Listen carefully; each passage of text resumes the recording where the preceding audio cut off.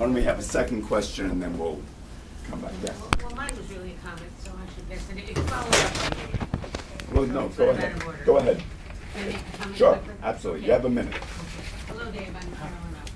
The backdrop, one little piece of backdrop to Dave's story about climate was that it was less than 10 years since the end of the war, 45. Speak up, please. It was less than 10 years since the end of the war, 45, and the DP camps in Europe were exploding with Jews that the Allies refused to let many of them go back to their homes and have their property. They were trying to push them to Israel because there was a plan to make Israel the Jewish state and give all the reparations to Israel. And the INS was trying to keep anybody with a socialist background out of this country. And there were Jewish aid societies that were trying to help Jews get out of those camps and come here because they didn't want to go to Israel. They were socialists. And any Jew in his right mind who wasn't a premature anti-fascist in Europe would, you know. So there was that problem. And that added to people not speaking out. My father was a social worker working with Jewish refugees trying to come in and trying to negotiate getting them here and all these political studies done their background. So that was part of the backdrop of the Rosenberg case. I'm finished. Well, people should know that. Why don't we have, do you have a question or a comment? The question, it takes Okay. 5 seconds. Go ahead. I teach history at Queens College, and I'd like to. Is this like? Did you film this? Could we get just this?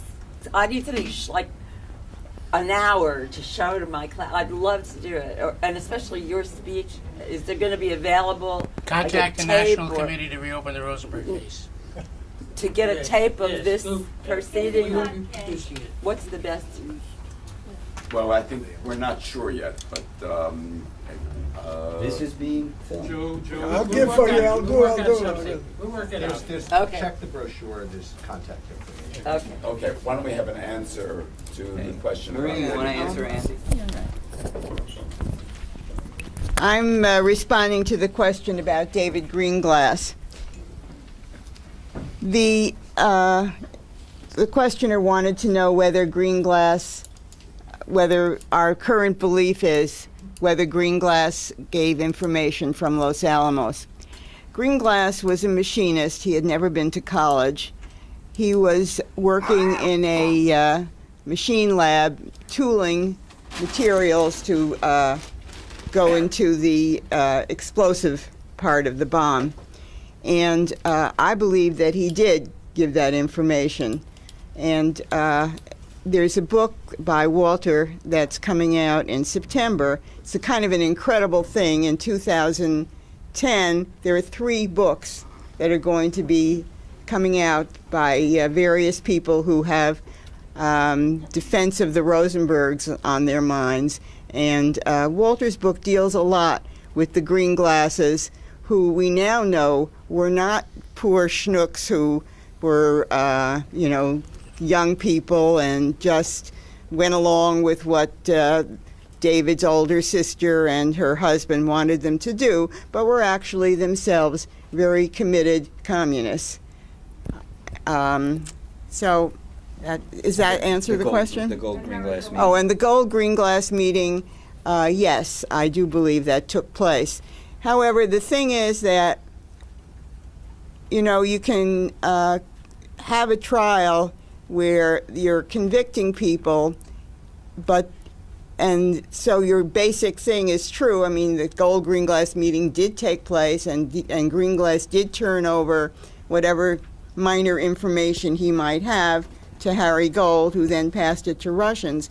However, you can have a meeting like that and still have the evidence be completely corrupt and doctored, and I believe that that was the case also.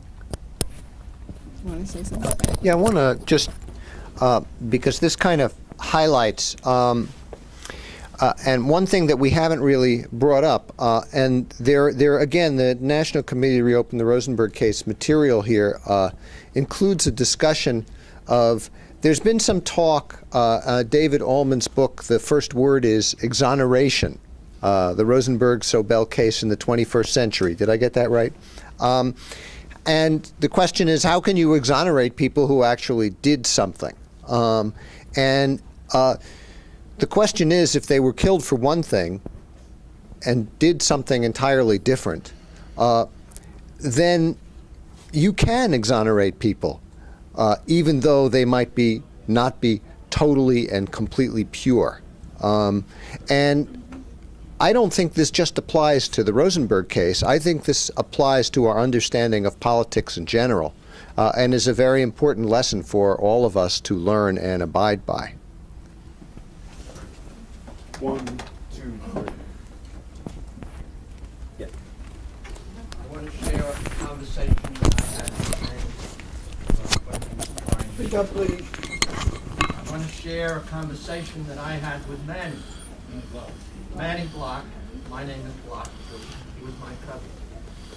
And he told me that when he tried to get scientific witnesses to testify on his behalf, it was impossible because the government had subpoenaed all the scientific witnesses that could be of any help to him. And he was afraid that had he attempted to get these witnesses, that he would be considered tampering with government witnesses and be liable to himself for prosecution. I thought I'd share that with you. Thank you.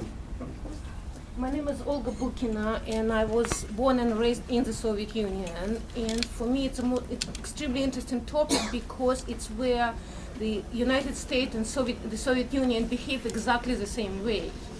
And what Robert said about this feeling that newspapers lying, life is awful around you. You believe that everything what American newspaper will say about the Soviet Union is lie. I've been in exactly the same situation, living through the Soviet Union when life is awful, the newspapers are lying, and everything what they're saying about the United States is of course lie. I came here, it's going to be wrong. And I understand your parents in a way, a lot. Even most of the people who came from the Soviet Union never actually admitted that fact that they came not to the country of the dreams, but in another variant of the same totalitarian kind of stuff. And I think it's extremely important. 10 more seconds. Okay, 10 more seconds. I just think that it's extremely important to make it as public as possible. And thank you.